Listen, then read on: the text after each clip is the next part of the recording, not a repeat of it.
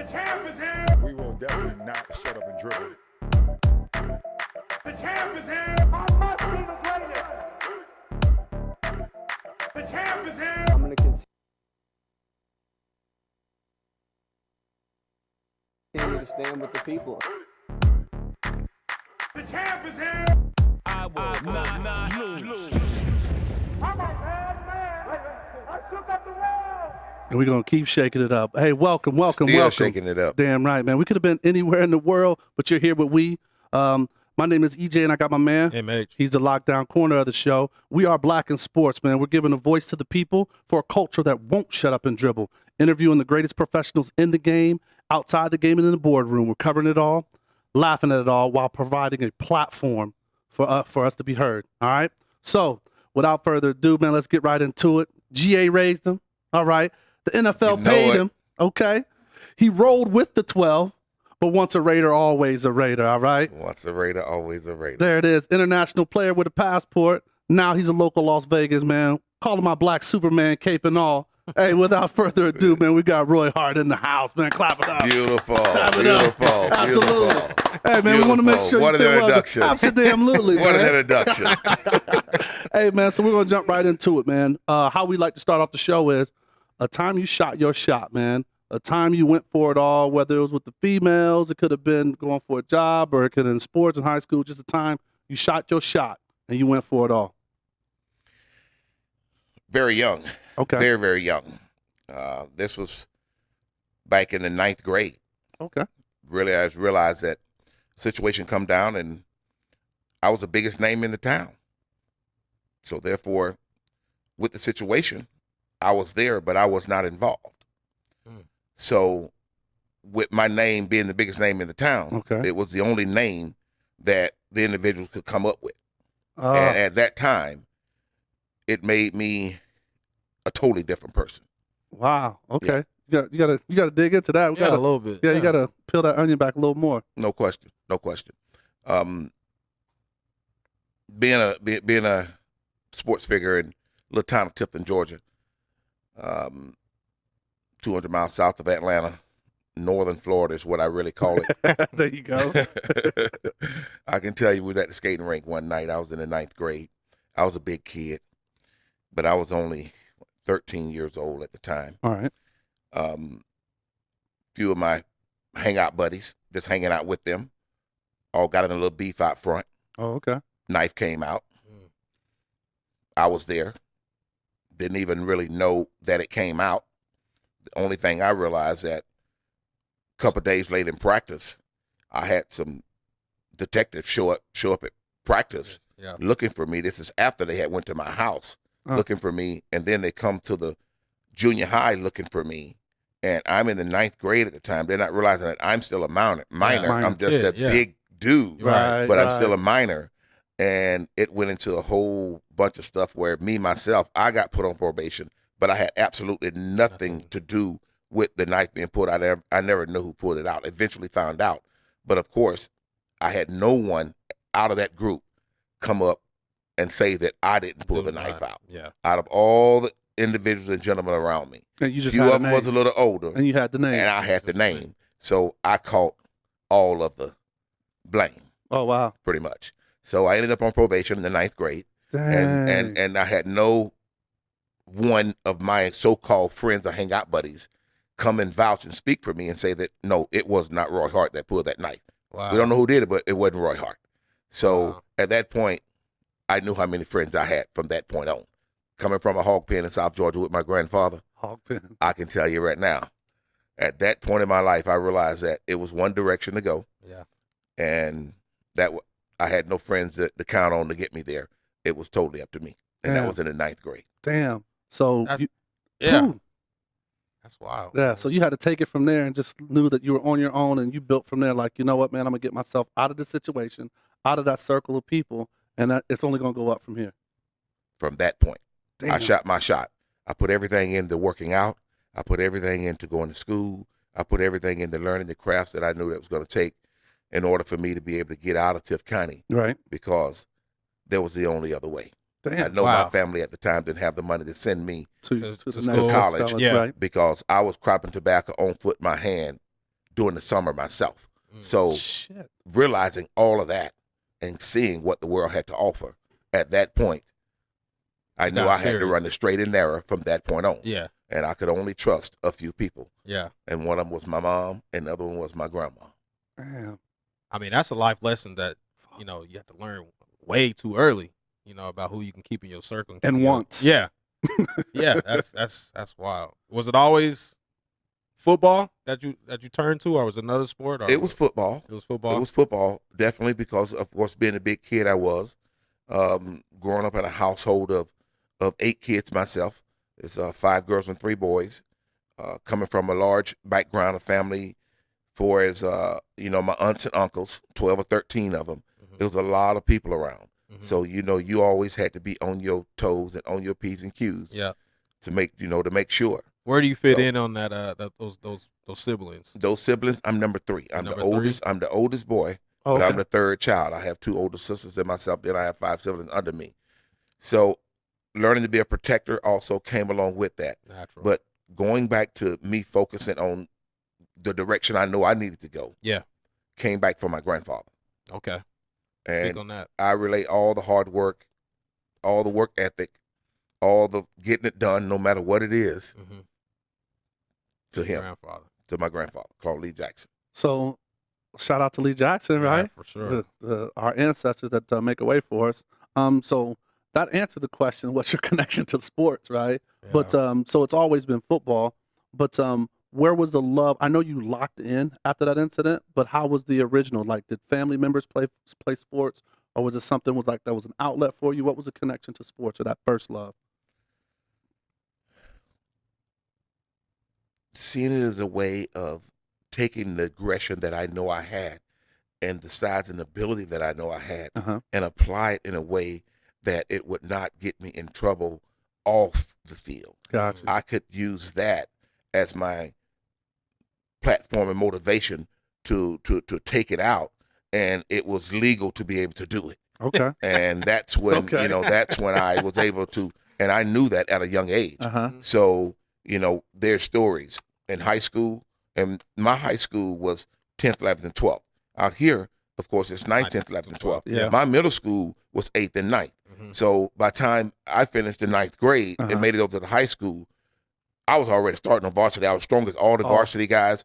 But what really brought it full circle was my 8 siblings.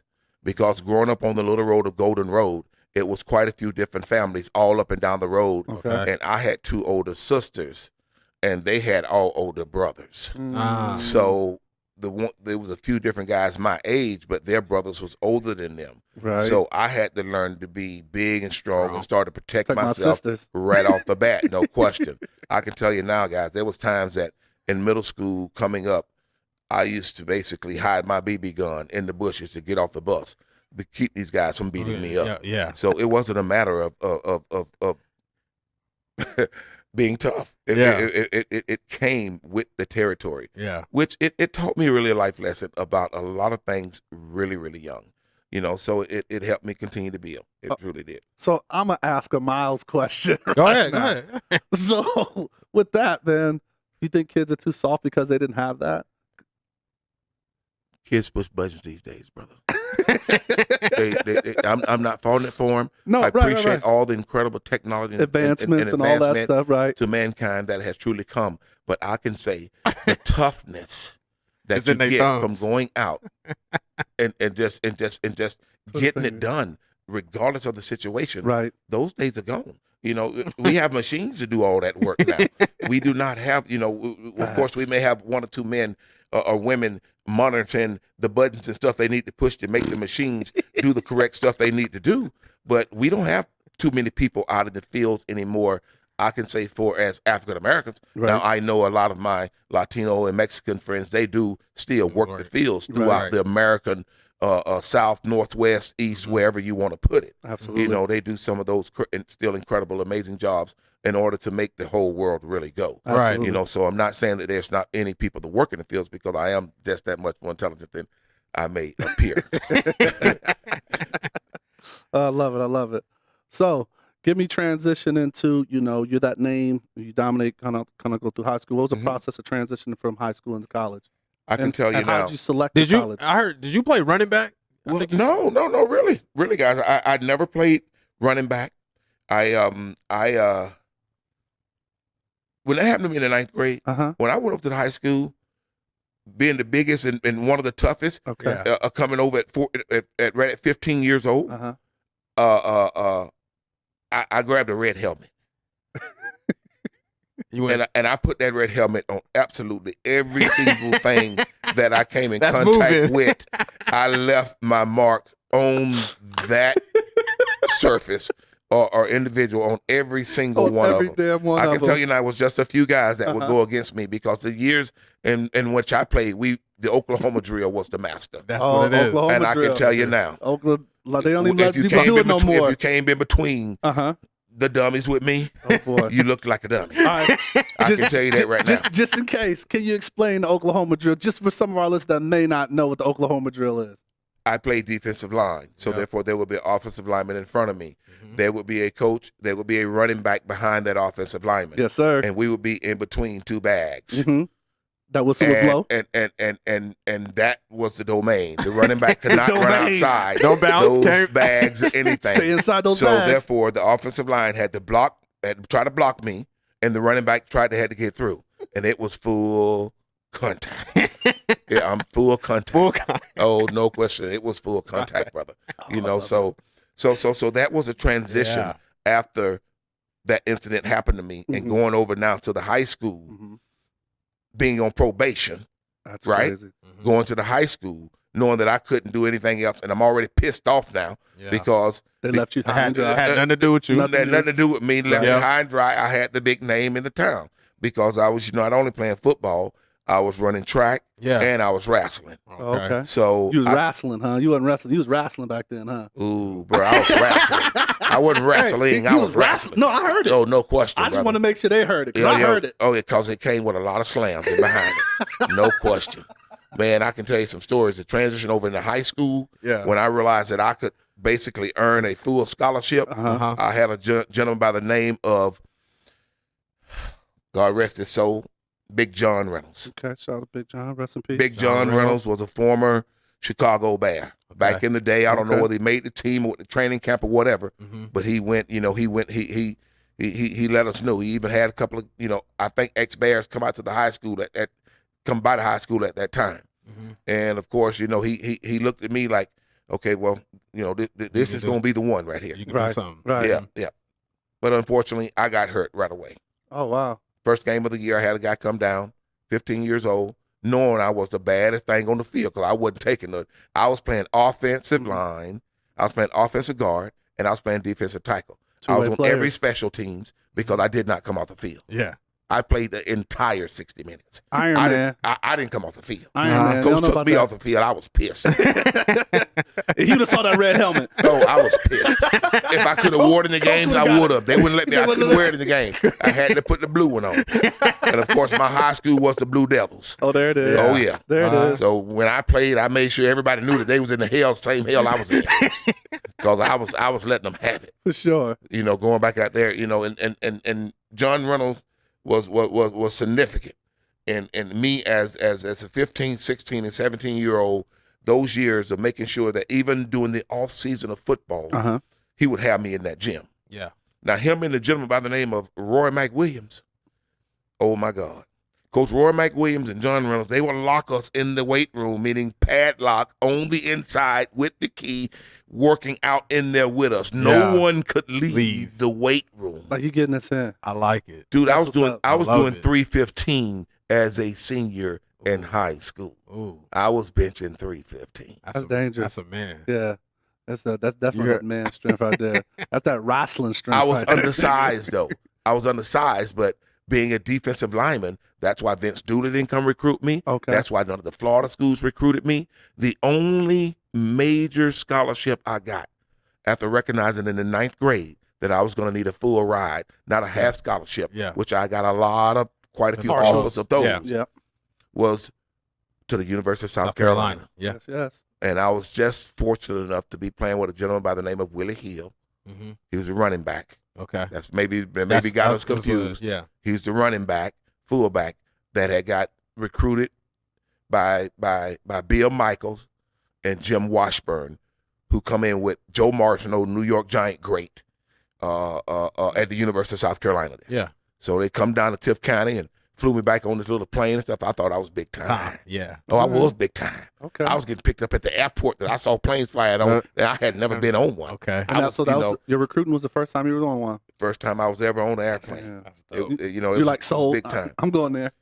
Well, It's paying I for had school. someone there that I knew, Okay.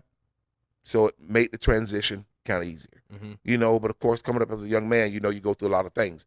I was holding it all inside, but yet and still, though, I was tough. I was true to who I was, but I still had my issues also.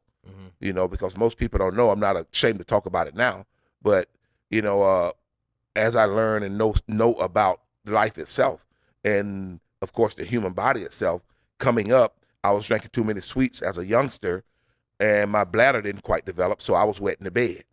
So I was even wet in the bed when I went off to college. Oh yeah, Wow. that's different. Okay, To have that experience, but it did going not on. deter me from still going and doing and Right, being and becoming the man I am right now. I love it. I could have easily let that stood in the way. Yeah.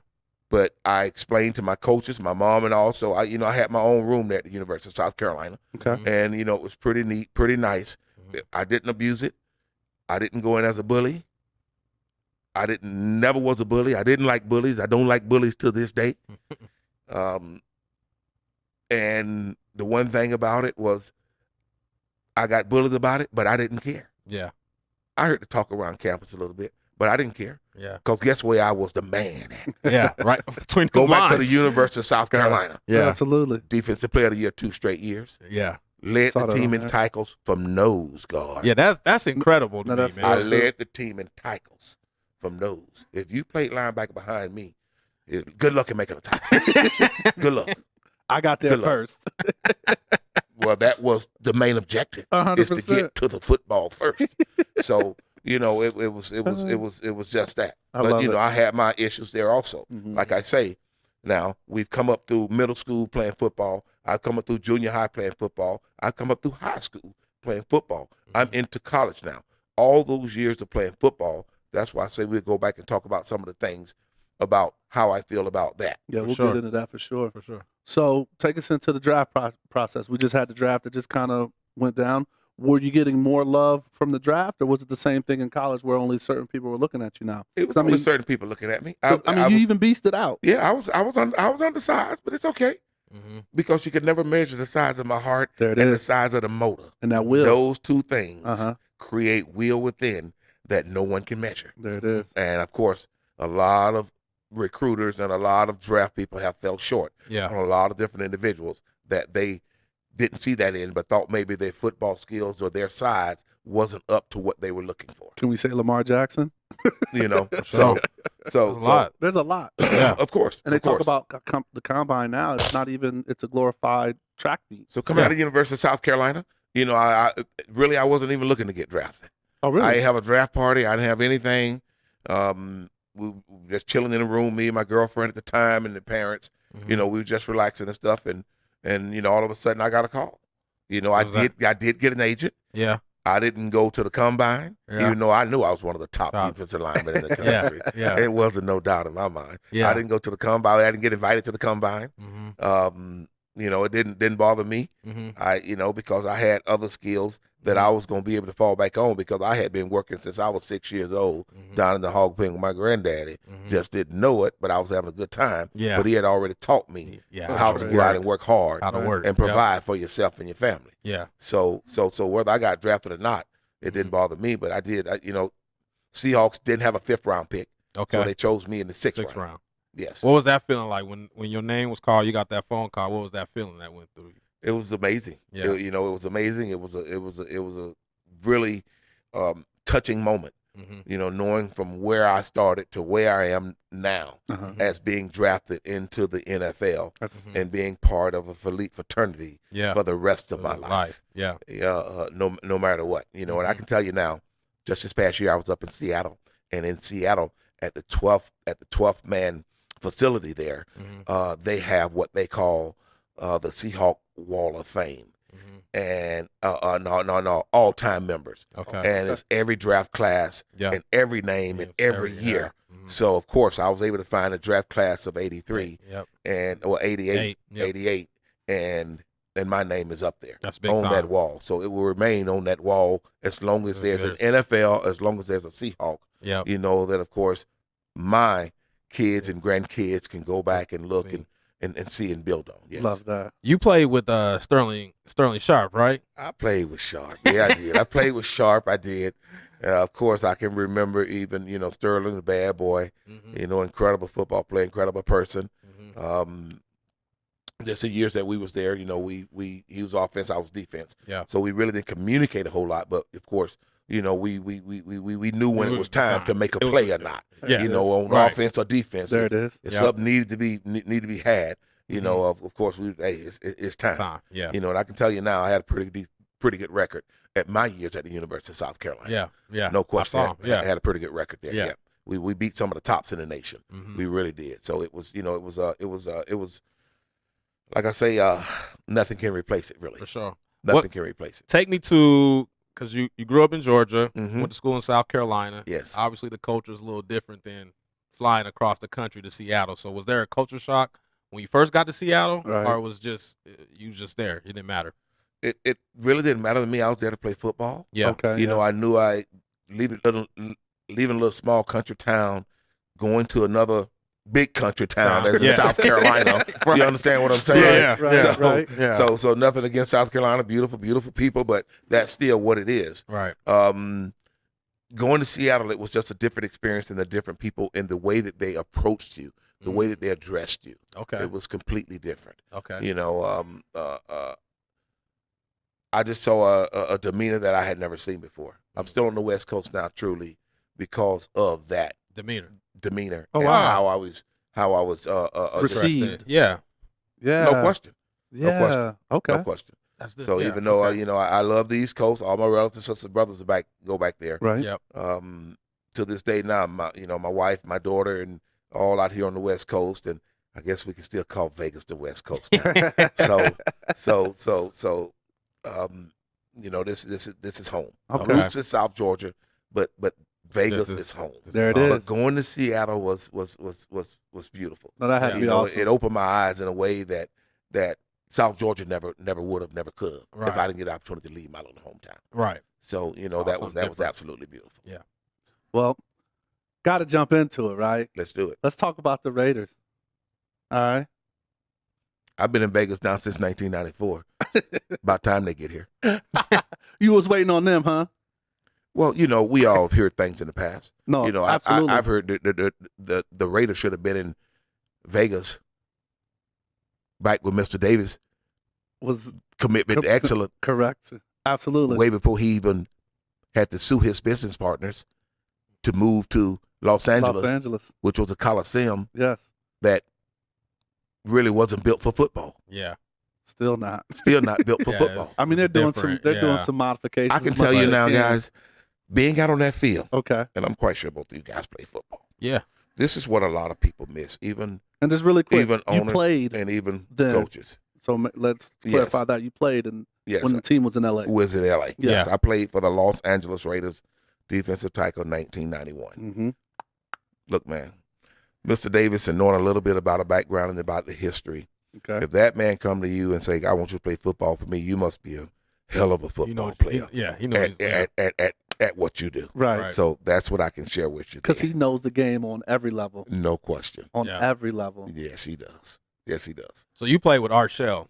Art Shell was my head coach. Yes, Art Shell was my head coach. There's. I mean, this is always a topic that we talk about black head coaches in the league now and back then, and what that number, how I feel that number should grow, how it's under. So was there a certain amount of like responsibility playing for a black head coach? Was there? I just take me back to that kind of relationship, because I think he might have been the only one at that time in the NFL. He was the first. Yeah, exactly. He was the first. Yeah. That's right. Yeah. Yes.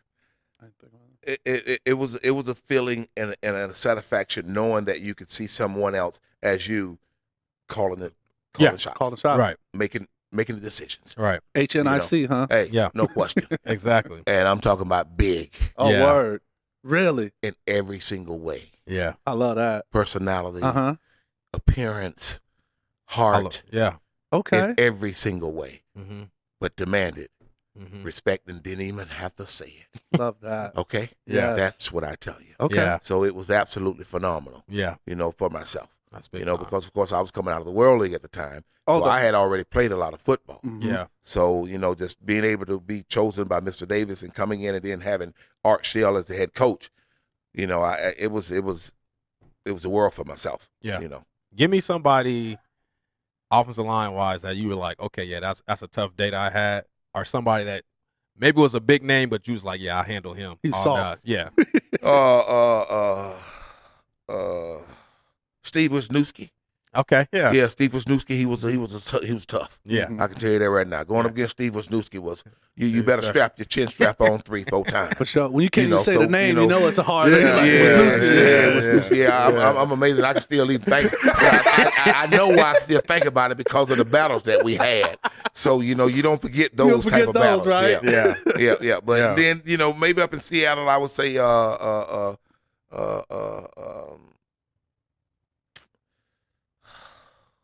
that just gave you the route. Someone that's just like your damn well, maybe. well, Oh, you well, was eating them up he, too. Oh, yeah, he, yeah. He didn't realize my background that I came from Okay. because I told you I wrestled. I didn't wrestle. I wrestled, right? Right. Because it's different. Mm-hmm.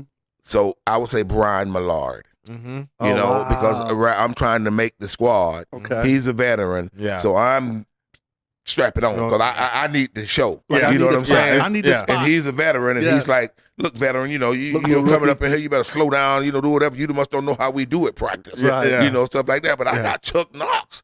School of Uh-huh. hard knocks, and Yeah. I got to try to impress. So Yeah. so we was going at it one day, and I was letting him have it. Rook was letting him have it. He wasn't liking that. and he wasn't liking it. So of course we started, and he thought maybe he wanted to, get big, huh? Puff your chest a little bit. See? Yeah, he did. He didn't Yeah, realize that I wrestled. That's I didn't wrestle. I wrestled. So when he grabbed me, he realized at that point he had did the wrong thing. Keeping the real go wrong. You know you fucked up, right? Yeah, he ended up on his back, You know he fucked and the up, vets right? had to say, "Oh, Rook, get off him, Rook, get off him, Rook." So I would say, but Brian Millard's a hell of a football player too. Right. Yeah. You understand what I'm saying? Yeah. So I'm not just picking on Brian. I'm really giving him his props. No, Yeah. 'cause Because he was teaching me a lesson in a way. he was a vet. And he was a vet. He was like, You're yo. right, man. You must know what's going on. Right. We have 10 padded practices a week versus now where they have 12 padded practices All a year. Oh, You knew I was gonna get that one in there. you had to. You had to, though. You had to. Oh man. So then, give me the scene of being a pro football player in La La Land. It's the Magic Johnson days. Ooh, yeah. Well, start, before we talk about that, just give us the fun time. Yes. And then we'll get into It was fun. that. That's Showtime. Yeah, it was That's Showtime. It was Yeah, beautiful. that was Showtime. Yeah, it was Showtime. Come on, guys. You couldn't turn a corner. It didn't make a difference whether you was married or not married. You couldn't turn a corner You Yeah. couldn't turn. You couldn't walk unless through. somebody's daughter or somebody's son was trying to get next to you or get into your pockets or some kind of way. Wanted something. So you had to always be on your P's and Q's and know that everyone come at you, they have an angle. So they had an angle. But me, myself, I was married at the time. Okay. So to a beautiful Canadian girl and so I wasn't out and about too much. Us football players, we have our little things that we go and do, and we go and chill, and we in our little own little clique. Yep. Yep. And we don't let too many outsiders in because 100%. we pretty much already know, What the game is. and me, I learned in the 9th grade. Yeah. You knew out the bat. Yeah, out the bat, like, yeah. No, Good yeah. on that. Yeah. I learned in the 9th grade because, I ain't tell you guys about my high school days of girlfriends, but in the 10th grade, I went over senior girl. I mean, he's my boyfriend. I said, yes, I am. So I learned They was choosing all the way back then. senior girl. She's like, oh, no. These are That be big strong choosing. snapping that he's my boyfriend. So, she was fine and good looking too. So I didn't fight. You rolled with it. You rolled with that But her one. dad didn't like me too much. Her dad did not like me too much at all. God rest his soul. Mr. Stanley just passed away here, a while back. But then once he realized that, okay, I was a hardworking young man, I just wasn't there, to date his daughter, something come out of it. And of course, we didn't end up, being couples later on in life here. Right. Even though, I'm glad we didn't go. I would trade my wife in now for Yeah. There you but go. not one single thing on the planet. There you Yes, go. sir. And that includes money. So we did touch on it. It was like the Showtime, but that was that year. Was it that 91. year? 91 was a huge year. That was the year. I was sitting in Red Lobster with my wife when the Okay. news come over the TV. Yes. Okay. Magic Johnson is retiring from the NBA. He just announced that he's contracted the HIV. HIV virus. Yes. And of course, at that time, with the world not being too knowledgeable of just how it was transmitted and what it takes in order to receive that virus into your immune system, Right. we thought it could just get it from blood landing on you and all Yeah. of that. But Yep. Sweat. oh, I can't play with we've person. come a long way as mankind. And I'm glad we have. Uh-huh. But and of course people are living and we passed that virus. Yes. Now we can't drink Coronas out here. Oh no, that's the Corona. That's the coronavirus, ain't it? Oh, Yeah. hey, you could go into any gas station, liquor store, and there ain't nothing but piles of Coronas in there. Everybody drinking Heinekens and I know the beer company hate they named it after that. They wouldn't hate it, boy. Come on, man. I wouldn't. What? Come on. You named the virus after my brand of. Where y'all? Who's the scientist that thought of this? I'm suing you Right. because of America's the greatest country on the planet. There it You is. can sue people for absolutely nothing and win. defamation, right? Coming after them. Yes. I love it. I love But yeah, it. that man. was the year 1991. Magic Johnson had come out that he had contracted the HIV virus. That was crazy. So, man. that kind of like shut down everything. Dang. Yeah. Yeah, that shut down everything. That kind of like tickled up the world. Oh, it is Magic little got it? bit. Because everybody's like, Magic got it. Like, whoa. Ooh. Because like you said, it was the perception of what people thought. You got it. And it You was got only like gay men and all like Yes. all of just every misinformation from top to bottom. Yes. That slowed everything down. Oh, yes, a lot of misinformation out there. I'm going to keep all of this hearsay to myself. There it is. All this information that's floating around out there. I'm quite sure about myself also. So I'm going to keep this hearsay, the majority of it to myself. There it is. But I can tell you what, that was a trying time, I'm sure. especially him being married Yes. and contracted it. Yeah. Yes. Yeah. You understand what I'm saying? Yes. Yeah, So that's and then the a- wife's not having Happy. it, Yeah. but he's had it. So Mhm. it shot a lot of men down. Oh. It put a lot of men like, "Ooh, honey, we good. Yeah. I ain't going nowhere else. We ain't doing it." I'll be home right now. I'm headed home right Where now. you at? Where you Come on, at? man. Well, we just got out of practice. I'm on my I'm way. on my way. I'm at the red light. I'm right around the corner. Well, because quite a few of the wives are like, we need to go get tested. Yes. We need to go get tested. Okay. That's all. That's crazy.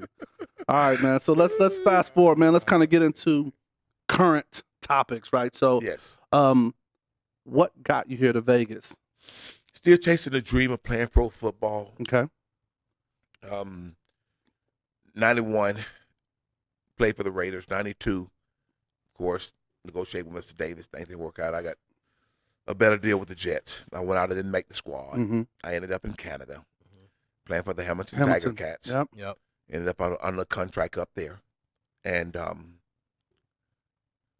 the fall of 93 come through. The winter of 93 come through Hamilton, Ontario. Okay. And I was in country South Georgia. You can look it up right now. That's a different type of cold. That's a different type That's a of weather. different type of We cold. ain't even talking about cold. Cold. We talking That's about a weather.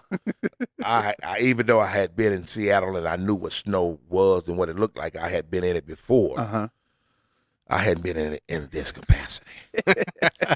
If you know where Hamilton sits, down there around them Great Lakes down there. Yeah. The bottom of Lake Ontario, then another lake to the south, one to the east, one to the west. Right around So, you. Surrounded. I can tell you now, that storm come down through there. Mm-hmm. And after it thawed out, I looked at that man and I said, you know what, brother? I got 1 year left on this contract, but I'm out of here. Deuces. I'm going back to America, back somewhere where it's warm and hot. Oh, you found the And he hottest said, you place. know what? Right to the desert. Oh, no question. But he said, you know what? He said, Hart, we started Canadian League teams in I saw that. America. We are. Yeah. He said Las we Vegas trade you to Posse? we trade you to Posse. Las Vegas. Yeah. I say Las Vegas. How quick can you get my ticket? How quick can you get my ticket? You know, packed. how quick can you get my ticket? Yes. Boy, because I had been through Las Vegas in 1991, and this is in '94. Mm. And the experiences that I experienced in 1991, believe you me, I wanted him to get my ticket the next second he said it. I wished he would have had it already printed. Right. But I had to drive back, of course, up there with the majority of my goods and stuff. And Mhm. they traded my that final year back to Las Vegas here for the Las Vegas Posse. Posse. Yep. And, of course, I played for them that year, and I tore my knee up for the second time. Mm. 1984 at the University of South Carolina. Was the first. And then, of course, 94 here in Las Vegas, Gotcha. playing for the Posse. And it took me 3 years to get my leg back where basically it looked like a human leg from my knee down. Gee. Doctor looked at me and told me Just repairing it and the multiple surgeries. And multiple surgeries to get all the blood flow back right to my leg. It's smaller than my left leg Left, now. right, And right. it's pretty much going to always be smaller no matter how much I continue to work out on it or do with it because the blood flow is just not correct back in it right. when you do stuff to it. And then they cut on it, you know, like they did back in the day to try to get in and fix it. Right. You know, they cutting it up too, like they ain't doing no damage. Oh, Right. you know, we got to do And we it- gotta, Yeah. It's not those small insertions that they do right now with the No, kids it's with, not, with the thumbs. yeah, but I had some major damage done. So, but Damn. even with a lot of the, if we do still do major work with it in order to get in there, Mm-hmm. they really gotta put Got it in up. there. Still to this day, the minor stuff. If they got to scrape something down or smooth something out, they can go in with the arthroscopic and stuff like that. But Right. if they got to get in there and put them Repair ligaments back in and- there, they gotta, like of course. Well, look at the scar that's on the Warriors. What's his name? Clay Thompson. Clay Thompson's knee. He's got a pretty He got a good scar on He's got a there? pretty nice scar on the front of his knee there. Mm. You know, so it ain't no little small incision. Still to this day, if they really got to do some Some repair that to make it strong and Wow. stuff. But hey, it Wow. led me to Las Vegas. There you go. Got traded out here from the Hamilton Tiger Cats to To Las Vegas, Nevada. So you've been out here then. 1994. I can tell you, April 23rd, 3:33 p.m. in the evening. Rolled in with my big blue 500 SCL Mercedes Okay. into the Valley of Las Vegas. There it is. 20 minutes later, I was speeding in a school zone and got a ticket. Already contributed revenue to the city, huh? Luckily, I had the car still packed down and the Canadian plates on it. There you go. So There you go. the nice officer said, "Mr. Hart, slow down in the school zones." I say I was doing the speed limit. And I was, but the school zone speed limit was still 15 miles slower than the Than the normal normal speed limit. So I was posted. going 15 miles over the speed limit. But I was doing the normal speed limit. There you go. So he was very, very nice. Please, But I can good. tell you now that was my next power move, and I didn't even know it. Nice. Okay? There it is. That was my next big power move, and I didn't even really know it. Playing into the pros was good, but Right. I can tell you I didn't really get into the right system. Being the size I was more of a John Randall type player Mm. than a setback Reed type Yeah. player, which Gotcha. the era come from. Right. Yeah. And that's what Chuck Knox in the scheme wanted me to To require play. me to do, which I was able to do. Right. Right. That's why I was able to make the squad. But you're just saying But putting you in a better situation put with me a, in a better Like situation. what Aaron Donald yes. does now. Oh, no Yes. question. Yeah. Well, you That's can true. go back and look at my college scheme. Jim Washburn really created it. We called it the jump. If you go back and look at some of the universities, it's all there. uh-huh. Yeah. You would see me. I'm in the backfield in the snap of a hat in the backfield. Mhm. But it didn't translate into the pros too well. But I'm in the fraternity no matter what. I always Absolutely. There it Be, is. I You're in always there. be there. So when did you start seeing a lot of the players move here? Like, was there any kind of, since there wasn't pro football here, did you start seeing some of the guys move here? Because I know there's a couple guys here that I just know from being here, right? Of course. Napoleon. Yes. Why am I drawing a blank? Hawkins. Yes. Jay just moved here. Schroeder. Yes. He Jay's on his Schrader. second week. And he was just up in Utah Up there. in Utah, that's But right. why do that commute Why? Oh, It gotcha. doesn't make any sense to continue to do that commute from Utah, where he was up there, to down to Las Vegas, especially now that we are transitioning, and I feel it strongly, from a gambling mecca Mhm. to a sports mecca in the Valley of Las Vegas. Really? Absolutely. Yeah. You know, of course, I still hear some hearsay, but the money is here. And where the money is, they say if you build the infrastructure, They will come. they will come. And I sure. can tell you now, since 94 that I moved here, Mm-hmm. there's been a better 2 million people moved to the Valley of Las Vegas. Sure. Mm, From Boulder City right. Mm-hmm. to Mount Charleston, we are hovering around 3 million people. Wow. So that is the infrastructure that truly is needed to support sports franchises. You got to Yeah. realize now a lot of these people have moved here from other cities, Right. that house sports Sports. franchises. Yeah. Absolutely. So now they have not only teams to root for within their city, Mhm. they can see their team also Yeah. come and Come to the play cities. in the Valley of Las Vegas, which is That's- incredible. That's beautiful. Yes, it is. Yes, it is. But the players started transitioning here way before I even had an opportunity to get traded to the Valley of Las Vegas. Really? Okay. Most of us know Las Vegas is a state where there's no state tax. Yes. There's only federal tax. So, of course, if I don't have to pay any state tax, Your money I lies a can little longer. your money go further. For Yes, sure. it does. It goes further. Mm-hmm. So, of course, a lot of the players and pro athletes throughout the major sports would call Las Vegas or the state of Nevada their Their home home. base. Right. Got you. So, therefore, now they only pay taxes when they go and play in that state, Yep. not the entire state taxes. Smart. That is. So, okay. you know, it was smart on their behalf. But now, since we have really become a sports mecca, and of course, we're all part of it. I tell people this all the time. I'm a numbers type guy. I'm 54 years old. Do the math. Since the beginning of mankind, before we started doing all the things that we do Mm-hmm. to live longer, to have more prosperous, to have a better life, up until 54 years ago, it was only 3.5 billion people on the planet. Oh, Since Yeah. the beginning. wow. Since the beginning. I'm going to say it one more time. Since the beginning. 54 years, we double the planet. Planet. We That's can crazy. make ourselves obsolete if we don't slow down. For sure. No question. We can number ourselves out Mhm. because we don't have those mass wipeouts of people anymore Mm-hmm. that Mother Nature used to take care all on its own. Well, drinking It's Coronas is trying. getting us It's, there. the coronavirus is trying to come back. But, you know, I truly hope that we can get a handle on this Right. because this could That's a be good point. a huge epidemic. No, big. It already is Mhm. over in China. Yeah. It has shut the economy almost completely down.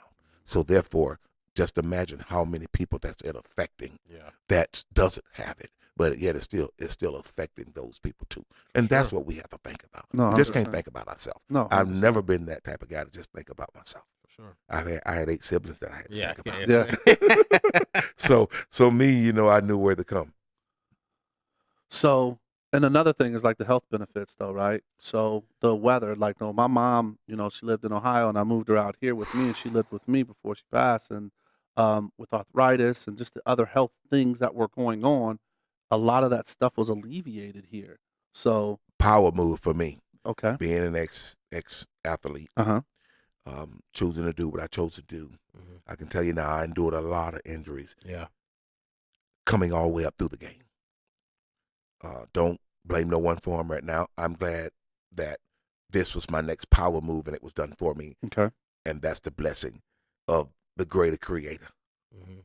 was the foresight for me. okay, Because I can tell you, living in Las Vegas, I don't suffer through a lot of what I suffer through for when I just go down south in the moist weather for Yeah. the week or so to visit my family. just Mm. even I- that short time frame. Even that short time frame. Wow. I can tell you when we're gonna get rain. We don't need the weather people. I You can feel tell it. you when Yeah. I can tell you when there's more moisture in the air around here than it should be Mhm. because of just how my body reacts, how my joints react. Mhm.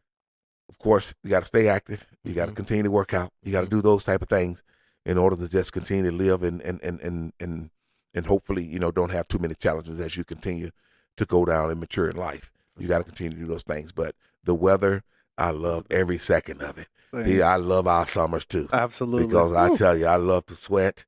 You know, I can get out of it anytime I choose to. 100%. I can come out in it anytime I choose to. So speaking of health, I mean, let's talk more like to the sports aspect of it. So the new CBA that these guys are kind of working with, man. What are your thoughts on that? Would you like to? Because I mean, you said a few things that are just kind of funny, but they're true, right? Like Yes. the practices, you know, they're having less practices. Right. Yes.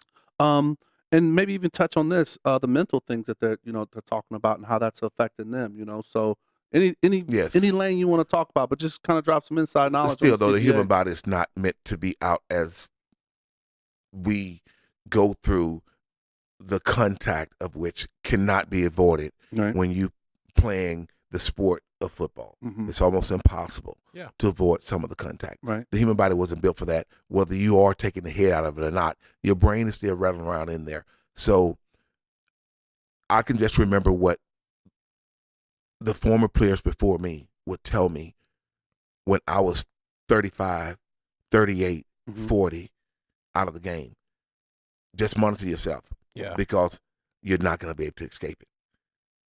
It happens, and it's going to happen to all of us. Right. Whether you leave the game, and you hardly ever leave the game without injuries. Right. Some form of fashion, Yeah. you leave the game with some type of Something. scar, is what Yeah. I call it. We'll Yeah. talk about that later. Right. Scar. But whether it's mentally, physically, emotionally, spiritually, you leave the game It leaves marks on you. Yeah. scarred in some type of way. Mhm. So I can just tell you, being in Las Vegas for the last 26 years, as of this coming April 23rd, and now over the last 3 years, and announcing that the NFL is moving to Las Vegas and all the amenities that it acquired, that is just bringing for as health and the monitoring of your health and just assured care is amazing. Yeah. It really is, because of course it's going to get better as the years go on, and it continue to be, because it has gotten better. Right. So it's going to continue to get better. I can say now, I'm so glad that the Raiders are in the Valley of Las Vegas. Let's go. Sure. Because most people they can't understand that platform Mhm. if it's not in your city. Yeah. It's hard to see that. Understand it, it's yeah. almost impossible Mhm. to understand it. Right. Now that it's in the city, and of course it's being felt in a lot of different avenues, going out into the city for support and recognition. Yeah, I've seen you holding a couple of big checks It's out powerful. Yeah, yes. there. Of course, it's powerful. It's giving more than just what's on the field. It's giving back in the community. it's giving back in the community, and it's giving back to every aspect of the community, because truly it's going to take the community to continue to give to the Las Vegas Raiders also, Right. as coming and filling that stands and filling the seats. For sure. And I can tell you now, I've been into a lot of stadiums. Uh-huh. I've not been into that one yet, but I've been out there to the site. And as a fan, man, Yeah. you guys, you're going to drive the players. We spoke about it a little bit earlier. Mm-hmm. You are right on top of the field, Oh boy, and you can draw the energy there it is. from the fans when There- you're right on top of them. It's like they're down into a bowl, unlike the incredible facility that Mr. Jones Mm-hmm. has in Dallas, In Texas. Dallas, I yep. think he has his fans too Far far away. away from the field itself, so it's energy. That it's hard for the players to feel Feel that that. energy, Yep. to create that true home field advantage. Yes. No.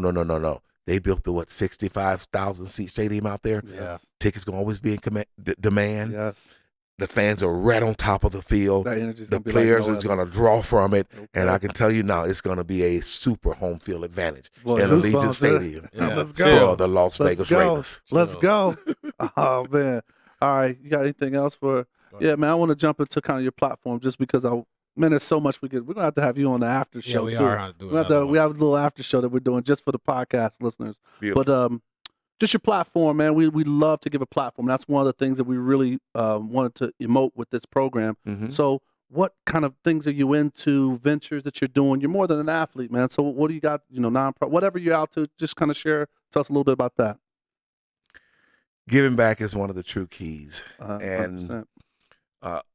Living in the Valley of Las Vegas, I've been fortunate enough to meet some incredible people in a lot of different avenues throughout the Las Vegas Valley that's giving in a lot of different ways. And the way that I see that I give is helping those different platforms, different organizations fundraise. Okay. And it's tough, like I say, when the platform you are using is not in your city, but with the platform of the NFL and us being an NFL city now, it is easy to get people to understand just how powerful it is. For sure. So I help Vegas Sports Athletes, which is a local nonprofit organization here in Las Vegas, which provide for the young youth of the Las Vegas Valley. You just come down. We'll provide all the clothing, all the necessary materials, all the tools, the fees. We house basketball, baseball, softball, of course, girls and boys basketball, football, lacrosse, and it's all housed under Vegas Sports Athletes. So is that a location? Is it like a? It is just a nonprofit organization Oh. that's now has quite a few different teams still playing in the youth In the teams different throughout the different leagues of the Gotcha. Las Vegas Got Valley. it. Okay, that's awesome. So just helping them with the funds. Just because helping them with the fees fundraise. and- Lately, I've been also going out and promoting the March of Dimes. Oh, okay. Of course, you know, it come full circle with myself having a young daughter in the 5th grade. You know, her amazing teacher had twins, Mhm. and they ended up in an NICU, Mm. and they was born, you know, a little bit early, which Right. of course we need that platform in order for them to get off the ground. Not only for them, of course, as they're trying to continue to develop and become human beings for after also, Right. because the care would continue to go. So I can tell you, what is the Saturday doing the draft? The Saturday of the The draft. 25th, Yes. 24th or 25th. Yes, or at whatever. Cornerstone Park, there's going to be a walk for the March of Dimes. And it's called, and we would love everyone to come out and be a part. And of course, it is for the babies in the NICU throughout the Valley of Las Vegas. Yeah, that NICU is something. Yes, it is, man. It's a blessing. Yeah, And, you know. and the people that are in there working, man, they're angels. They're living angels. They are. To They be able are. to day in and day out, my like daughter Yes. spent some time in the NICU when she was born. When So. she was born. Yeah, Yeah. I can tell you, it is a blessing, brother. I can It tell is. you. It is. You know, so definitely come out and help Will us do. support that. So we'll definitely put that in the show true- notes true- and, sure. and even Truly. just do like a repost like around that time because there is so Thank much you. That's going what I was gonna on. say. If you posted it, you know, on your website, I meant to bring some flyers in with me, but you know, like I say, whoo, man, Scars. scars. Hey, that is powerful because I can tell you, most people just see me setting up here, but if I could come in my shorts, if I could come in my wife beater and allow you to not only look at me and see me, hear me, and then you will have a better understanding of when I say scars, because you lead the game scarred some kind of way. And I can tell you now, you can see me out in the valley. You would think absolutely nothing is wrong with me at all. But all legs, both scarred up, scars on my fingers, screws in my knees, screws in my fingers, scars on my shoulder, and I still would do it over again if I had the opportunity to. Just wish I was born in this era now. Yeah. With these guys that are truly making life-changing money. Mm-hmm. And that is beautiful. Mm-hmm. Not jealous, not mad, Right. anything. I'm glad to see the game prosper because Right. truly it is still a gladiator's game. Yes. And you just don't start out by playing pro football, people. Right. You spend, like I say, elementary, middle school, high school, college to become a product Yeah. for the 32 owners of the NFL squads It's a lot of to time put in. choose. And they still, after that, want to require you to have 3, 4, 5 years of eligibility to draw a pension. Where does those years count in at? They must count somewhere. All right. It is a league now that needs to catch up. Mm-hmm. I'm glad our collective bargaining agreement is going on. I can understand the veterans. That's a great point. I can understand the veterans, and also I can understand the younger guys, Right. because the league minimum has truly jumped. Right. But after a while, it's going to be a level playing field across the board. Yeah, it needs to be. And that's the way that I see it. Yeah. There's no way that those years can't count, Right. because I wouldn't even be a product for you to choose to make your product incredible. So therefore, you can continue to prosper. So why do I now have to put in 3-4 years? I can tell you, let me go on here for a minute. Was in a meeting, because I can tell you, Mr. Davis, he would invite us all back up. Went to Napa Valley like 3-4 times before they moved down here. Okay. He paid everything. We would go in and we would talk. I would go in not feeling as though I had the credibility to be able to talk, because I was invested. But even though I had put the years in. So on the last and final time, I got up and I spoke. Right. And this is one of the things that I spoke about. It's just not for me. You put the years in trying to get there. Yeah. Once again, Mm-hmm. they also wanted to know, it was 20,000 of us or so, but the NFL Players Association only had 13,000 that signed up. Yeah. Okay. They want to know, where's that other 7,000. Mm, Those are the 1- and 2-year players that know that you guys are giving them absolutely nothing. nothing. So therefore, why would I come in and show up? And Right. that's the only thing that I left out of that. But That's I can real. tell you now, if they want that, that's what it is. Yeah. If you make that league 1 year, how can the Major League Baseball, Yeah. how can the NBA have All a of 1 year those pension for their important players, Hockey's that And the hockey. same way. and the They're doing NFL do not? Yeah. So, young players, this is what I explained to you. You are going to be a veteran one day.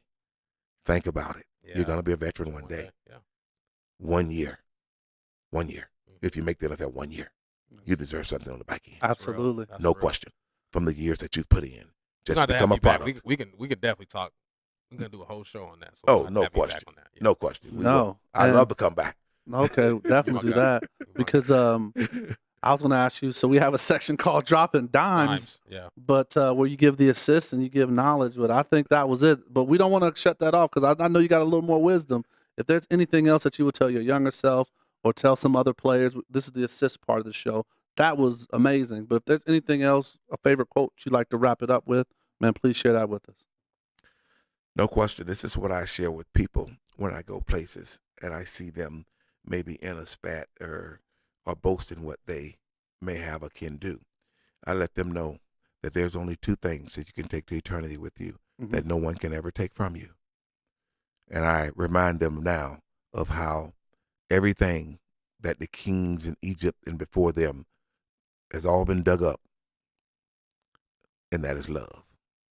You can take that love that you give and that love that you receive with you to eternity and beyond, because that comes from the people that you leave behind talking about you, telling people what an incredible person you are, how good you were, what type of individual you were. That love will pass on to eternity and beyond. Yeah. Can never be taken. That's deep. The love you give and the love you receive. Boy. Everything else, trust me, I've been here when Binion got all his stuff dug up in the desert.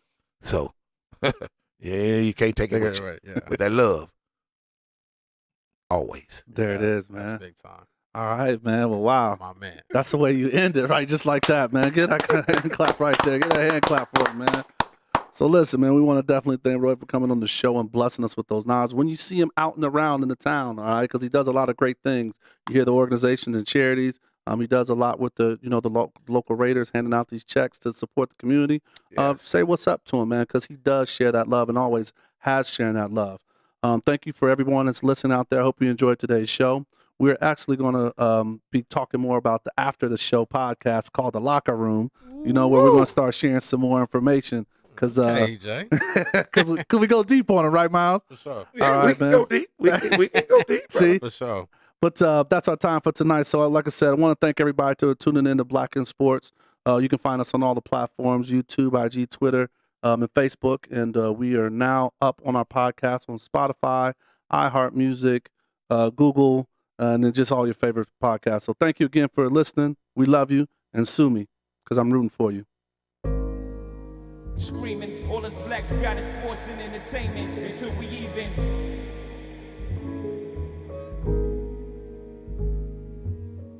Sue me, I'm rooting for everybody that's black. Yeah. Yeah. Sue me, I'm rooting for everybody that's black.